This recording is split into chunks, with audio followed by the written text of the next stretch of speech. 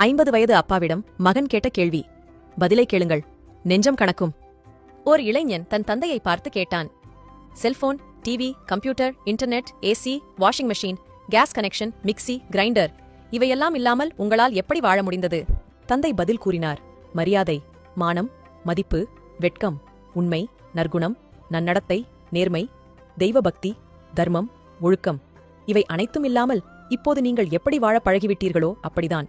ஆம், 1940 முதல் 1990க்குள் பிறந்த நாங்கள் உண்மையாகவே வரம் பெற்றவர்கள். நாங்கள் சைக்கிள் ஓட்டினோம், ஹெல்மெட் அணியவில்லை. பள்ளி முடிந்ததும் தோழர்களுடன் பொழுது சாயும் வரை விளையாடினோம். டிவியின் முன் உட்கார்ந்ததில்லை, உயிருள்ள தோழர்களுடன் விளையாடினோம். இன்டர்நெட்டில் அல்ல, தாகம் எடுக்கும்போது குழாய் தண்ணீர் குடித்தோம். மினரல் வாட்டர் அல்ல, ஒரே டம்ளர் ஜூஸை மாற்றி மாற்றி 4 நண்பர்களும் குடிப்போம். எந்த தொற்று நோயும் வந்ததில்லை. தினமும் அரிசி சாதம் தின்போம். ஆனாலும் எடை கூடியதில்லை. சர்க்கரை நோய் வந்ததில்லை. எங்கு போனாலும் வெறுங்காலுடன் நடப்போம். எந்த பாதிப்பும் வந்ததில்லை. எங்கள் பெற்றோர் எந்த ஊட்டச்சத்து உணவும் தந்ததில்லை. ஆனாலும் ஆரோக்கியமாகவே இருந்தோம். எங்கள் பெற்றோர்கள் பணக்காரர்கள் அல்ல. ஆனாலும் அன்புக்கும் பாசத்துக்கும் பஞ்சமில்லை. பெற்றோர்களோடு படுத்து உறங்கினோம். ஹாஸ்டல் அறைகளில் அல்ல.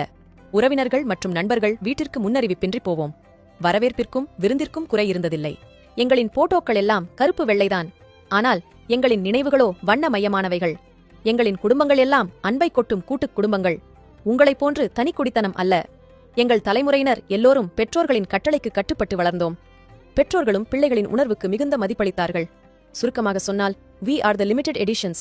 ஆகவே எங்களை பயன்படுத்திக் கொள்ளுங்கள், அன்பாக இருங்கள், கற்றுக்கொள்ளுங்கள். நாங்கள் இம்மண்ணிலிருந்து மறையும் வரை இதுபோல பயனுள்ள பதிவுகளுக்கு ஜே ஹெல்த் பக்கத்தை ஃபாலோ செய்யுங்கள். நன்றி.